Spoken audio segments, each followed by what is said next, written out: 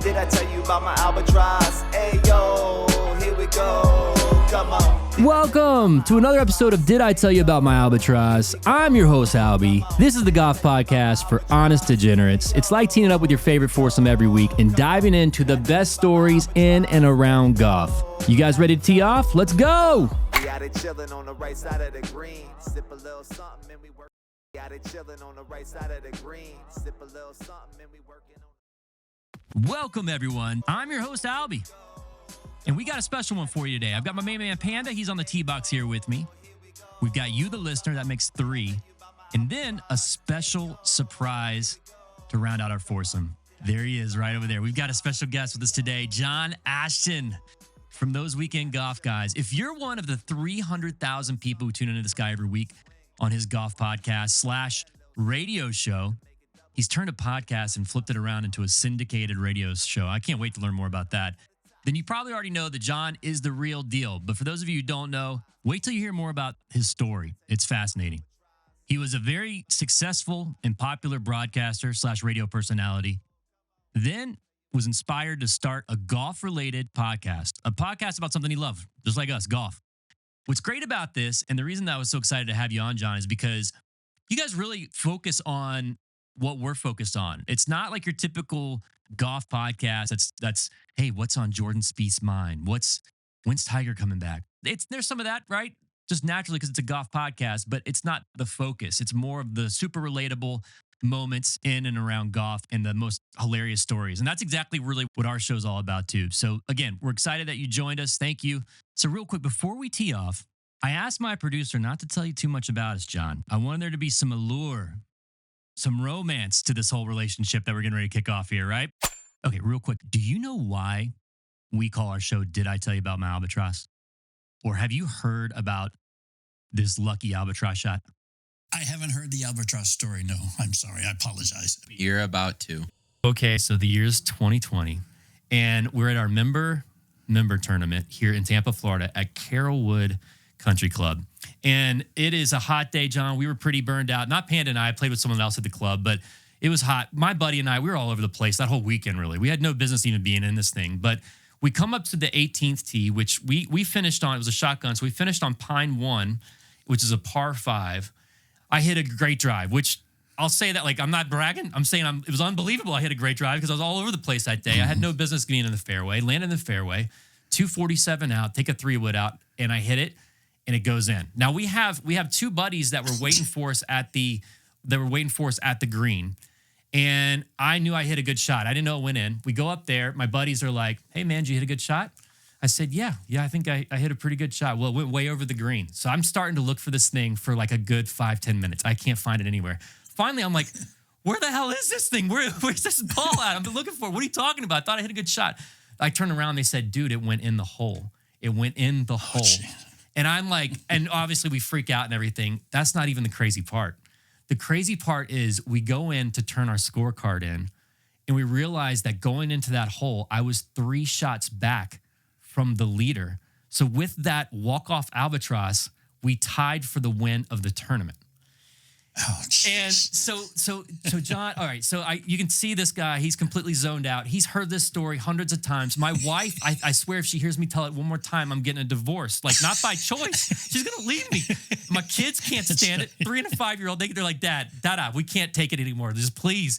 And then all my friends can't take it either. So I said, you know what? I'm going to start a podcast. I thought I was going to be famous. I thought for sure I was going to be on ESPN. I thought Scott Van Pelt was going to be interviewing me. I thought Fallon. I didn't know what was going to happen. Nothing. Crickets. So now I'm like, I'm going to start a podcast on this thing, and I'm going to tell the whole world about it. And that's why you see 8 logos behind me. You see a shirt. We're just completely obnoxious with this thing until it takes flight. So that's kind of where I'm at. But I'll tell you, the whole reason I tell you that is an introduction to you is because one of the things I love about you guys is you focused really on, you took an interesting spin on this thing, and I love it. You guys really decided to focus on the average golfer, not on these golf nerds that are worried about, I mean, I'm sure there's a lot of those too. You guys have a huge following. I just kind of curious, like what made you decide to go down that route, which I thought was a very clever move, by the way. Very serendipitous, actually. I started, should I go back and just start from the very Let's beginning? go. Let's Genesis, please. All right. Yes. Okay. So I'm big time disc jockey here in Louisville, Kentucky. I've been working everywhere between Bangor, Maine, and Atlanta, Georgia since I was like 18 years old. But anyhow, doing a morning show here. Been doing it for 12 years. We're way up in the ratings. Everybody's cool. And I get off the air one day in 2010, and they call me into a meeting and say, John, listen, you're too expensive. You need to go make your own way in the world. Walk me out the door. Wow. Yeah. So I called up a buddy who ran a talk station, and I said, hey, I'll do some voice work for you, trade you for 30 minutes of airtime. Started a show about golf. It was just me at the time, basically just to make my golf tax deductible. Oh, interesting. First off, I knew Jeff Smith was a director of instruction at a local golf course in Indiana called Otter Creek. And he was pretty good. He had come recommended. He was a great teacher. So I called him and asked him if he wanted to come in and be a guest. And he said, certainly. He came in and he was fantastic. We hit it off immediately and asked him when the show was over if he'd like to do it again. And he said, I'd like to do it every week. Oh, wow. So I said, okay, sign you up. So I went out and figured, well, if this guy's going to be here, we might as well start working at it and maybe get a sponsor or two. So I was at the PGA show in Orlando and came across Martini Teas. They had just they were new. And I talked to the guy and he said, sure, I'll try it for a month. So he was our first client. And then at the end of the month, I called him back and I didn't call him, he called me. And at the time we were just a local golf show just here in Louisville. And he said, some guy called and just ordered a whole bunch of these. And he said he heard it from those golf guys. So I figured it was you. The show grew and grew. And I got a phone call from the program director at the Sports Map Radio Network who said, hey, I've heard your podcast. You want to be on the radio? And I said, well, as unaccustomed as I am to being on the radio, sure, we'll give it a try. So 102 radio stations coast to coast later, and here we are. Man, congratulations! That is amazing. Yeah. And then we had a chance to chat before. Our buddy Panda here was chasing down some brewskis for us and came in. One of the things I brought up is that there's so much noise out there. And I can imagine you've seen at least such a huge shift. How have you seen the industry change? All aspects, like marketing it. I mean, like how it's got to be just night and day. It is, and it's a sad too because I started in its heyday. Personality radio was the big thing, I grew up in Boston and New York, and Bruce Bradley and cousin Brucey at WABC in New York. What about Stern? Did you ever get into Howard Stern at all or no? No, Howard Stern hadn't quite been Howard Stern. Okay. He wasn't yet the king of all media when I was living in New York. Gotcha. But Don Imus, who was Stern's nemesis, his arch rival, he was there doing mornings on WNBC. He was just a hoot. He didn't care. I love that thing about him. But anyhow, what has happened is that accountants have gotten hold of the broadcast industry. What do you mean by that? The guys who run the large companies, and now every company is a large company. You don't really have mom and pop radio stations anymore. You have conglomerates like iHeart and Cox and all these people who own multiple media outlets. And the folks at the head of those companies are accountants. They care about beans because that's what they do for a living. They count the beans. Right. And they have to make sure that more beans come in than go out, and they have to make a profit. They have no understanding whatsoever of what their product is. They think all they have to do is sell advertising. So they hire more salespeople and they fire good radio personalities. And you've got a bunch of, and I don't want to step on anyone's toes, Tampa is a market that's still pretty good. But for the most part, you got a bunch of minimum wage people who don't have any idea what they're doing on the radio. You might have one really good talent, and he voice tracks for multiple markets. Oh, really? Yeah. Listened, in fact, to a voice track today, and the voice track was obviously done in advance because somebody wished Suzanne Summers a happy birthday. Oh, man. And she just passed away, right? And she passed away the day before her birthday. Unbelievable. Yeah. So, yeah. But that's what's happened to the industry, man. You don't need the radio to hear music. You need the radio to be entertained, but nobody entertains with the radio anymore. All they do is play music. What do you think's the best way to entertain? You've carved out really your own niche here in that you talk about what you want to talk about, and whoever wants to get on board can get on board. Otherwise, you guys are at a point now where you're like, that's fine. Was that something that you guys you've always had that mentality and attitude? Yeah. Yeah, our show prep is like, what do you want to talk about? Oh, I don't know. Let's just start. Something will come to me. Wow. That's our show prep as well. Yeah, we that's actually a couple layers deeper than what we do typically. I've got a blank whiteboard right there that we use. It's completely blank. Yeah, I mean, we actually do put some time into our episodes. It's crazy. I mean, probably no one's going to believe that. It's probably hard to believe, but we really do. I wanted our audience to have a place to where they could hear amazing golf related stories, but also a place where they could share theirs. Like, I think for me, when I go on a golf trip, I don't go on as many as I used to, but when I go on a golf trip, man, I mean, I max it out. Things just get silly. And it's not just me. Like, I'll talk to my other buddies who go on trips, and it's the same deal. It's not just trips either. Like, when we're even just playing our regular club, I mean, you're 5 hours, you're with another human being. Things can get kind of crazy. So I love that. I mean, that's my favorite part about golf. And in fact, I'll give you an example. Like, we just went up to the Masters this past year, and again, we belong to this club here in Tampa. It's called Carrollwood Country Club. It's owned by a conglomerate named Concert, Fix Our Greens Concert. It's a great club, and thank you for having us, but Fix Our Greens Concert. And the nice part is, though, they reciprocate with about 20 or so clubs across the country. And so on our way up, we played a couple of them, and we're about 13 or 14 holes in this thing. Now, we've been drinking. We had some sodas or high noons, whatever you want to call them. And we are about 13 holes in. On the 14th hole, I just lost a lot of money on 13. So I decided to leave the group and go on up to the tee box to think about things. As I'm heading up to the tee box, I get there before anyone else, and then complete insanity ensues. We were playing the tips that day for whatever reason. And I get up there before anyone else, and I see this thing sticking in and I'll flash this on the video when we post it, but I saw, oh, there's a metal thing right there. And then this lady, she had some metal art. She had metallic art, John, and they were beautiful. I mean, it was weird, but it was beautiful. And I'm like, I wonder why she has her art here on the tee box. I picked this thing up out of the ground, and there's spikes. And I'm like, what kind of Marilyn Manson looking thing is it? I'm pointed at my face. And I'm from North Carolina, but really I'm from kind of the city. Like, I don't know what these kind of things are. And I look at it, and as I'm putting it down, it triggers. It's a mole trap, John. It almost killed me. It almost killed me. It hit my arm. It could have easily impaled me. That would have ruined our Masters trip that I've been like looking forward to forever. But I mean, this kind of stuff. This is just a normal day on a golf trip with the boys. When I first moved to South Carolina, did mornings in Charleston, South Carolina for about 4 years. And one of the first phone calls I got was from the guy who ran the parks department in Charleston. And he heard me say something about golf, and he said, John, man, I love your station. I love your show. If you want to play golf, just come on out anytime. Oh, wow. So I got done 10:30 every morning, and I just head on down to one of the local Charleston City golf courses and play golf.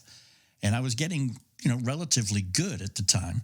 And I went out by myself, and they hooked me up with an older gentleman, and because this was back in the 80s, and we were playing, and I hit a terrible slice, man. It was, it was a 300-yard drive, 200 yards out and 100 to the right.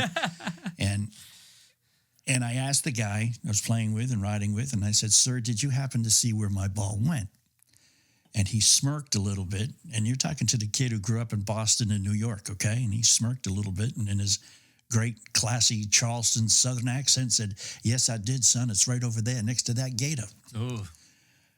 I didn't know that they were real. You got alligators here? I thought you had to be like in a swamp in the tropics somewhere. Yeah. No, we got alligators. And it was. I was playing a little orange ball, and it was right there in the swamp next to an alligator. Did they let you move it? Did they give you relief? They let me drop for free. Oh, wow. What sweethearts. Here, John, they don't do that down here. In Tampa, like these alligators, they're everywhere. And it is like, I'm from North Carolina. There's two animals that just are different. Like, I still can't get used to them. The fact that you play most golf courses, ours don't really have them. We've seen a couple of them out there, but nothing crazy. There's alligators on just about every course out here, including, we just played Old Memorial, and I saw some big ones out there yesterday. I don't know if you saw any. Yeah, but I mean, that's like kind of normal. I can't get used to it. And by the way, my buddies don't let you move it. They say you got to play it like a free. Oh, yeah. No, you can move it. You're going to have to drop. You shouldn't hit it there. There's no alligators in the middle of the fairway. We've got tons of funny animal stories. But then the other ones are sandhill cranes. Like, these things, they're just, I don't know if you've ever been around sandhill crane before, John, but they're about 5 foot. They're like Big Bird. They're like a big, one of the stories we shared is that when I first moved here to Tampa, I was playing this course. I go into the pro shop. It was the turn, and I was grabbing a couple beers. And I go in there, and I'm like, I look at the guy at the pro shop. I'm like, hey, man, you got a bird out there that's not doing too well. He's kind of moping around. He's one of those sandhill crane things. And he said, yeah, there was actually someone that ran one over the other day on a golf cart. I'm like, oh, man, that's terrible. And he said, yeah, and they actually mate for life. And I'm like, what do you mean they mate for life? He was like, yeah, there was a wildlife refuge person. That's probably not the right term for him. But they came out, and they said they'll actually stop eating after their mate dies. Now, John, let me just change camera angles here. Now, I love my wife, like, more than anything. Like, I don't know how many days I'm going to go. Like, if God forbid anything happens to her, I think I might eat day 2. I mean, I'll go a couple, I'll maybe go, but to starve yourself to death, that is crazy to me. Like, what a committed animal that is. And it just made me respect him more. But man, they're everywhere here. Panda thinks they're good. We have geese. Oh, we have Canadian geese. We had those in Carolina. Yeah. They're beautiful, aren't they? Well, that's one thing. We were playing at a course, and there was 2 holes. The number 10 and number 11 were around this pond, and the geese were congregating there, which meant there was a lot of geese poop. Yeah. Goose poop, however it is. Geese are tough because they poop everywhere, and it'll get they like, do, get on the man, green. They do, it's and tough. It's terrible. And it really messes up the flight of your golf ball, too, when it hits. But that's a different story. But a friend of mine was saying, I hate these geese, man. Why don't they go south? And I said, Mark, these are Canadian geese. This is south. Yeah. You know? They're up there playing hockey half the year. They're just coming down here for some. Yes. Right. That's funny, man. Wow. Yeah, I mean, so tell me. I mean, you've lived in quite a few different places. You've had quite the journey here, John. What's your favorite? Like, what's your favorite place to play? Where I live now and have lived for since 1991. I don't dare do the math on that. The golf is good. There are so many golf courses around, and the greens fees average anywhere from $22 to $40. Okay. And that is so affordable. It's great. Ridiculous. That's amazing. You know, the best golf was in South Carolina. Really? Is you go up to Myrtle Beach. Oh, there's hundreds of them. And Myrtle Beach is golf central. I mean, I played the course in Myrtle Beach. I hit a slice, and the ball landed on a fairway, not just the fairway next to mine, but on another golf course. There's hundreds of them around there, right? Like Yes. As a kid, that's where my family. I mean, we'd go there for our summer beach trips, and it just got more and more commercialized. But the good thing is, like, they just built more and more golf courses, which was just amazing. Yeah. I haven't been up there in years. So that's another thing that keeps coming up around us. So to me, like, there are so many golfers and a lot of people out there playing golf. Why are there not more? What's your take on this? This stumps us. Why are there not more people seriously injured from golf balls like hit astray? Like, I mean, just random golf balls on a course, just absolutely, or like even in a PGA Tour event where they'll have the galleries like literally within 20, 30 yards. And I mean, these guys are the best in the world. I get it. But man, like, I mean, we play with good golfers, and you could easily, in my opinion, shank or, do whatever. I mean, it happens. You could kill somebody. You could kill someone. Yeah. To me, that's why I'm surprised there's not more people that are, seriously hurt. Yeah, I am too. I know, just from the tournament standpoint, it is because the guys are good. Yeah, right. And if somebody did get hit, you wouldn't see it on TV. Is that what it is? They cover it up a lot? Oh, yeah. Yeah. Oh, yeah. Well, that's the thing to why we think all these guys are so good is because you only see the good shots. Well, and you don't see them shanked. And they have, oh, by the way, they have 1,000 people that if you hit it a little to the right, and, meanwhile, we lose our ball because we don't have 1,000 people looking for it. These guys can they'll put a little orange flag right there. That would be helpful. Yeah. I mean, that's not.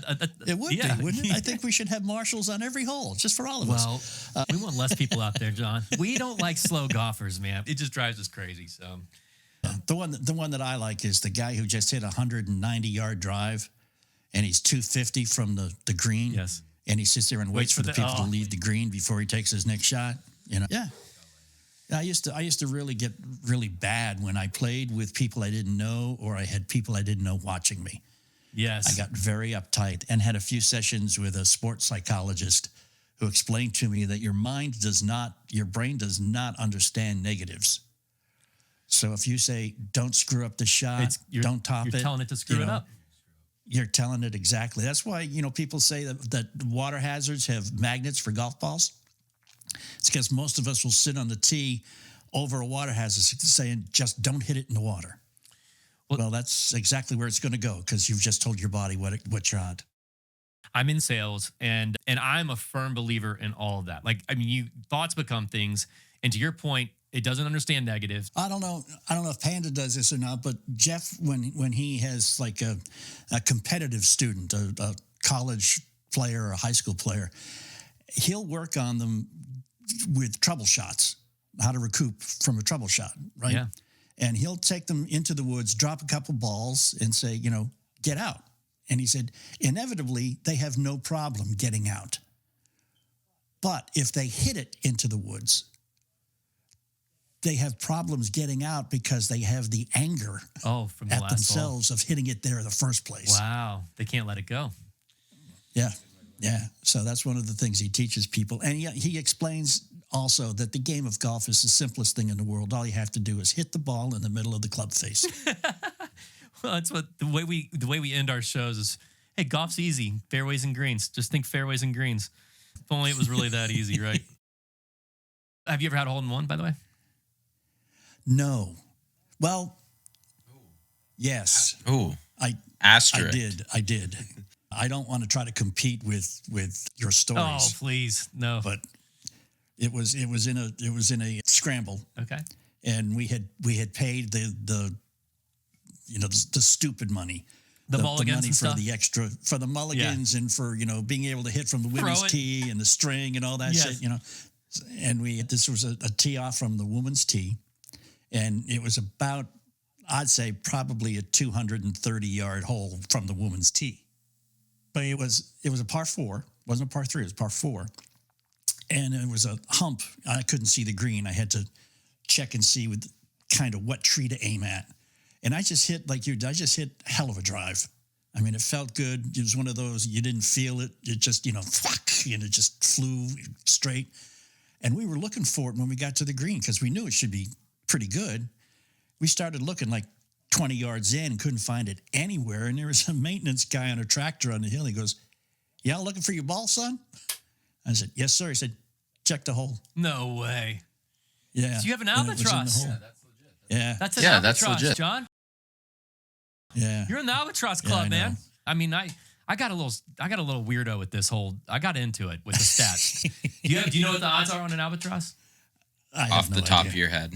Yeah, probably not, because you could probably care less. To me, this is like all I got anymore. I told you, a 3 and a 5-year-old. I'm holding on to it. So the odds on an albatross are 1 in 6 million. Okay, that's actually pretty much agreed on. Do you know what the odds on a hole in one is? 1 in 17,000. Now here, I took it a step further. So I have to say because last time I said we, he yelled at me.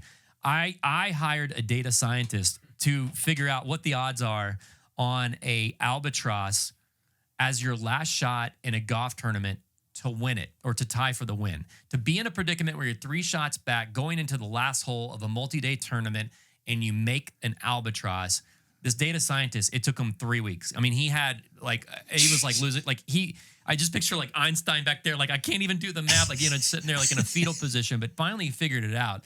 And I have the 3-page paper. I posted it up on our website stuff. But man, what's crazy about it is the odds he came back was, it sounds ludicrous, 1 in 600 million to be in that predicament and then to be down 3 shots to hit an albatross. He came back with 1 in 600 million.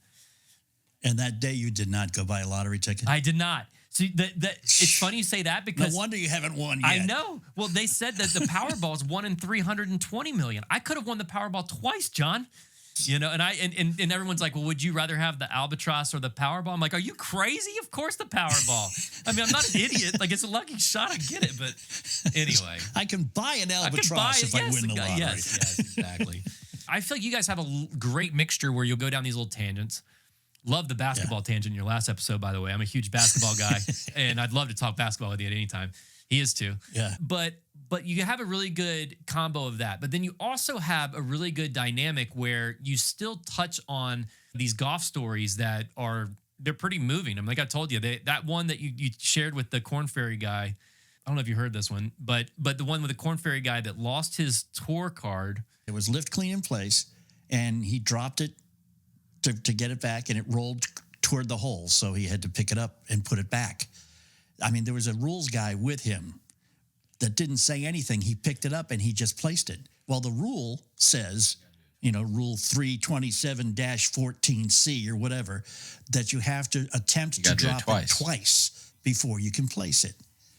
And somebody who was watching on a TV monitor somewhere told him after his round that they were going to assess him a 2-stroke penalty, which took him out of the top 25, which means he did not get a PGA Tour card.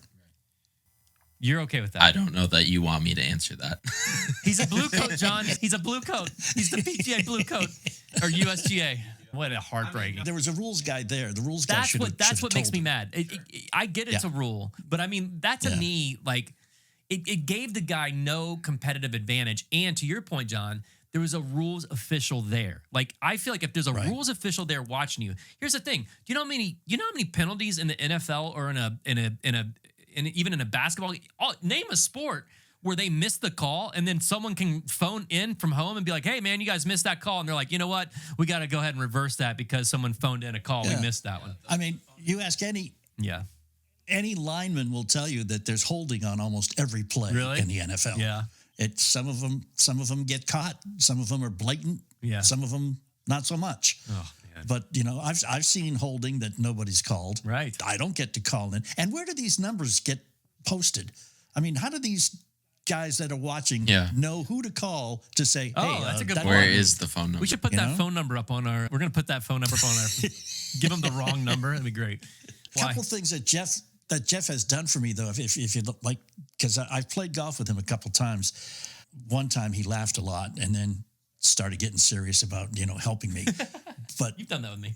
One of the things he'll do is he'll tell you, listen, don't play for score. It's especially if you're learning or if you're practicing or whatever it is you're doing. He said, just count how many good shots you have. Anyway. But he said, because the frustration of double and triple bogeys, it does not bode well for you doing better on the next hole. No.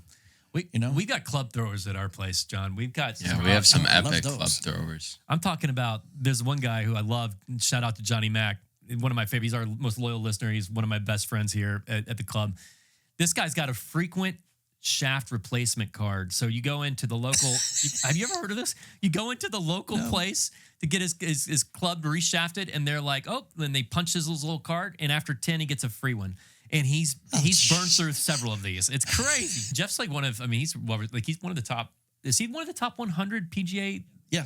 Teaching pro. Wow, that's second year now. He's Golf Magazine top 100. Yeah, that's great, man. Yeah. Because it's got to be, I don't know how you guys do it. I mean, you got to have the patience. You got to be a saint, and you got to have the patience of whoever has a lot of patience. Because I have no idea. I mean, I'm trying to teach my little 3 and 5-year-old. My daughter's actually we have these things called Birdie Basics at our club, and she's doing it and loving it, and it's the cutest thing ever. Now, my son, I just can't, and I don't want to push him. I'm not going to be like Earl Woods and throw firecrackers at your feet while you're looking over a putt to try to work on your mental game yet. But it's coming for this kid, okay? Because I want him to play golf so bad.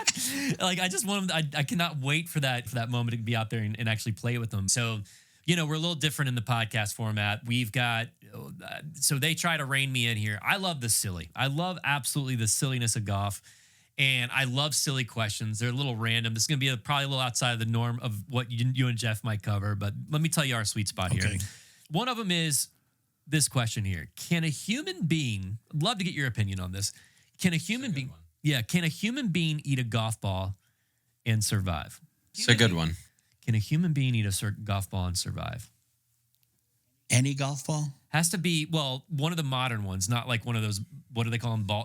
Like a feathery? Featheries? Yeah, like the featheries. Like, yes, yeah, not that. No, one of the ones, I would say probably a 4, what do they call it? The 3 or the 4 layer? We'll just say a Pro V. Yeah, can you eat a Pro V and live? Not if it's one of my Pro Vs, because I'll kill you. Those things are expensive, man. Come on. That's true.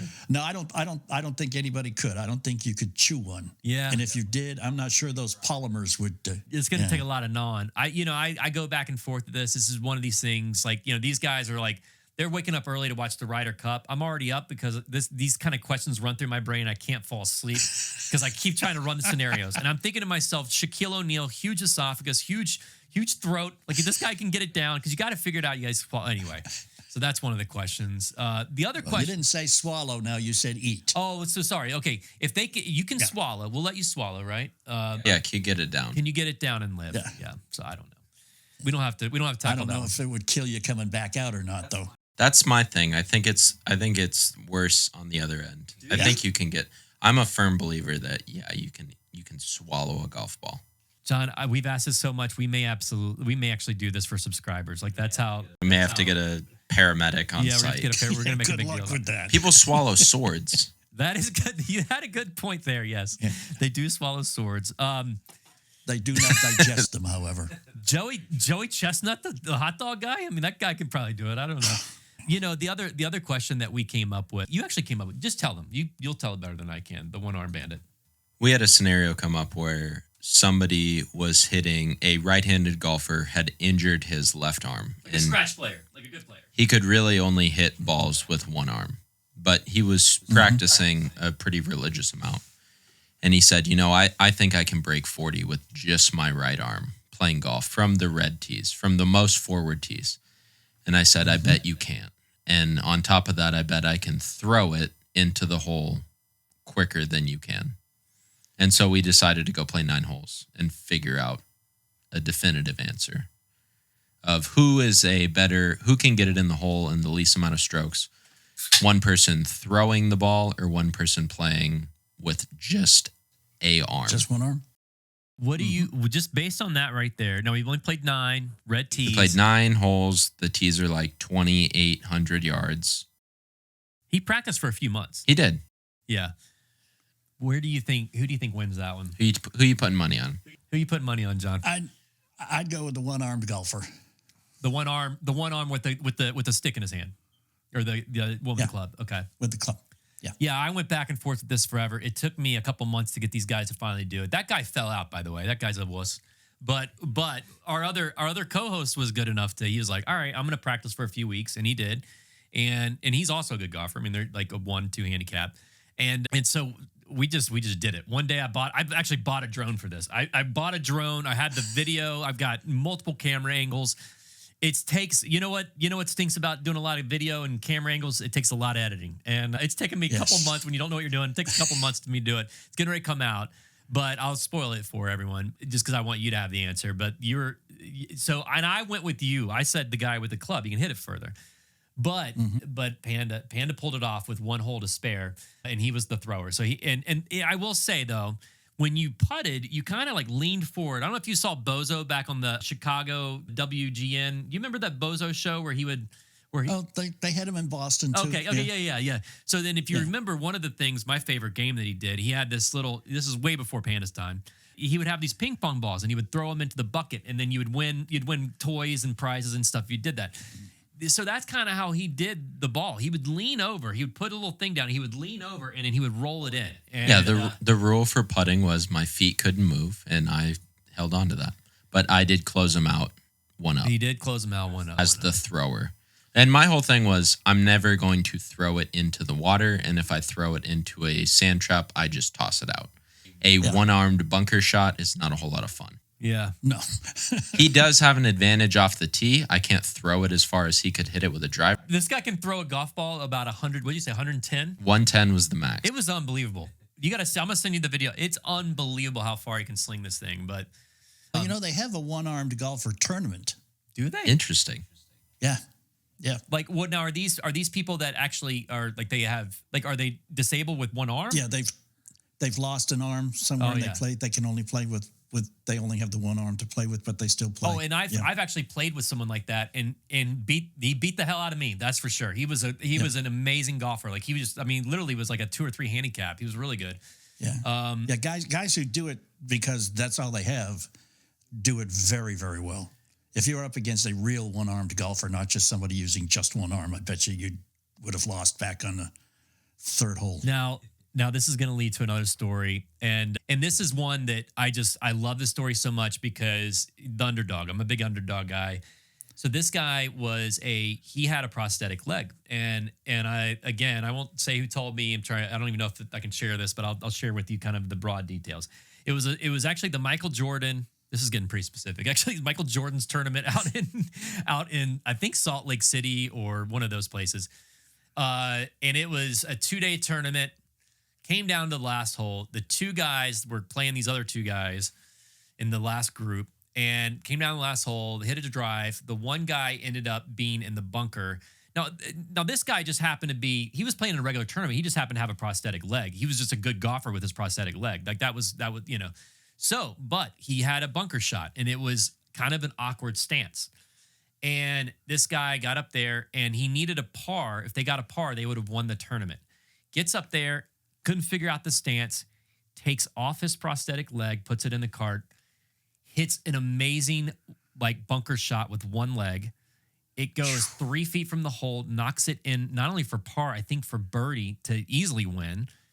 And then as they go in and turn their scorecards in, the guys they were playing with turned him in for a rules violation because he took his leg off. It's tough. And they called it improved his lie. They improved his lie. I'm like, if you get beat, I'm sorry. If you get beat by that, like I feel like that guy absolutely deserves that tournament. That is the most. It does. That is ridiculous to me. That's crazy, but that happened supposedly. So anyway, We're not here for facts. Golf's great. Yeah. Well, no, I think that one's. I think that's real. All right. Anything else we got for John? Probably let him get on his way. I mean, I think that's kind of where we're at. So anyway, John, thank you so much for joining us tonight. I mean, I really do appreciate you carving out some time. We'd love to get together with you in the future. We've got some other random contests and stuff coming up that we'd love to get your feedback on them. But just more importantly, man, thanks for carving out the time for some new podcasters and trying to figure this thing out. Yeah, my pleasure, man. It's been fun. And you ever get up to, I know Podfest and the PGA show are going to be both in Orlando around the same time this coming January. I was just talking to him because he's a PGA. I get tickets. Yeah. He gets tickets to the Ryder Cup. We almost went to the Ryder Cup because he gets, being a PGA. Yeah. I'm sure Jeff does too. But well, Jeff went to the Masters. Let me tell you a quick story about that. Jeff has, and I can't remember where his wintertime perch is, but it's somewhere in Florida now. Boynton Beach or something. Oh, man. Some beach that begins with B. That's not too far, is it? At a private club down there. Anyhow, his summertime gig is out in Colorado at Eagle Springs in Aspen area, Walcott, Colorado officially. But it's a very exclusive private club being in Aspen, as you might imagine. Like the guy who owns the Empire State, or owns a company that owns the Empire State Building is a member there. Wow. And one of the guys who's a member there is also a member at Augusta National. Oh, wow. So Jeff took his son, 20-something-year-old son, to the Masters. Jeff got a ticket. His student got tickets for his son, met him at the gate, took him on a tour of the clubhouse. Oh, my God. Introduced him to members all over the place. Oh. And he had basically the run of the course during Saturday's round. Good for him. At the Masters. Can I tell you my experience at this? Like, I think I paid $1,200 for a practice round, and it was amazing. Like, I'm not complaining, but I get there, John, real quick. I'll let you on. But so I get there, we're having the time of our life. We're waiting on the tee box because this Tiger, Rory, and this was this past year. You know, I kind of forgot that like Tiger was gonna play this year, and then he like at the Masters, I think one of his screws came out of his leg or something crazy. So like, but yeah, we were there, and he was with Freddie Couples, Rory, and I think Kim. Anyway, it doesn't matter. But we waited, for a couple hours there. We were right there. I'm looking down, right before Tiger's walking up in his group, and I got my shirt completely on inside out, and it just bothered me. And I'm like, I'm gonna flip this thing around. John, I don't know what I was thinking. We were literally in the front row as Tiger's walking up. I take my shirt off, and then it got all tangled. And I'm like in Augusta. There's like thousands of people around. Keep in mind, like think about how exclusive Augusta is. And I got my shirt off. Okay, that's not good. And then it gets all hung up and stuff. And I'm trying to flip it around. People are looking at me like I'm a maniac. And luckily, and anyway, this guy came up to me after and he goes, "Hey man, I just want to let you know I'm a long-term member here. Keep your shirt on. You can't do that. Like, don't do that again. Like, and I'm like, okay, I'm so sorry. So then we go in. I'm like, I'm a nervous wreck. I go in and get my pimento cheese sandwich. So I've been looking forward to all day to kind of settle down a little bit. And I'm like, all right, I've always wanted to do this. So as I'm paying for it, I'm like, oh, you know what? Can you just put it on my member number, please? And then it threw the girl. I said it like convincingly, and she's like, "Oh, member number. Wow, I've never had anyone ask that before. I have no idea." Like, Sheila, how's you? Everyone starts looking at me like I'm I'm the guy out there with his shirt off. Like I have no and I'm like, no, I don't have a member. I'm just joking. Like there's no member number here. Anyway, what a special place that Augusta is. Oh, it is, I can't wait man. to get back. It is. Well, also, this has been very special too, John. Thank you again for coming on, and we'd love to connect and collaborate in the future. Door's always open. Come on in, man. All right, You know? man. I'll take you up on Yeah. it. But I will say, leave you with this thought. The one thing you and I at least share, and I know Panda too. The game of golf is just so cool. It's very special, and I can tell how passionate you are. And you guys have been able to grow this audience and really this fan base just through sheer passion. And it's something that we're trying to do too. So anyway, kudos to you, man, and hats off, and job well done. Appreciate it. Yep. Appreciate it, man. Tell Jeff we said hey. I will. All right. I will indeed. All right, man. Hey, And just Sorry, go throw out there, the PGA Championship is at Valhalla in Louisville this coming summer. Just saying. We know people. Yeah. No, we can do if you ever that. get down here to Florida, man, we'd love. Do you come down at all or no? Come south? I just found out half my family's moved to Tampa. So No way. All right, now you got some more family here, man. No, we'd love to have you. Have you been in Louisville long enough that you get mad if somebody pronounces it Louisville? Yes. That's great. Yes. It's in fact, you have to. I figured out very early when I got here, you have to swallow while you're saying it because it comes out Louisville. Ah. Yeah, you got to speed it up. Well, it's funny. You mentioned basketball in your last episode, and you guys talked a little bit about it. And you mentioned even Wake Forest, which is I'm from Winston-Salem, North Carolina, and shout out to Chris Paul. Chris Paul is he's my sports hero. Like he went to my high school. Anyway, one of my goals is I'm going to blow this thing up. Until I get to interview Chris Paul and until Scott Van Pelt. And then one of the things I vowed for, I said, hey, if I can get interviewed by Scott Van Pelt, maybe Chris Paul, and if we get 150,000 people that listen to this thing, I'm never going to share my Albatross story again. That's kind of the rule. And we'll see if that... Panda's got his fingers crossed, I can tell. Yeah, I'm really hoping we get there. This is actually how the golf ball thing came up, because he was like, all right, well, then you're going to swallow a golf ball if you go back on what your word is. All right, John, thanks so much. Did I tell you about my Albatross? Thanks for tuning in, everyone. Don't miss out on our upcoming golf giveaways and experiences. They're exclusive to our subscribers, and all you got to do is subscribe. And until next time, golf's easy. Think fairways and greens. Oh, here we go. Come on. Did I tell you about my Albatross?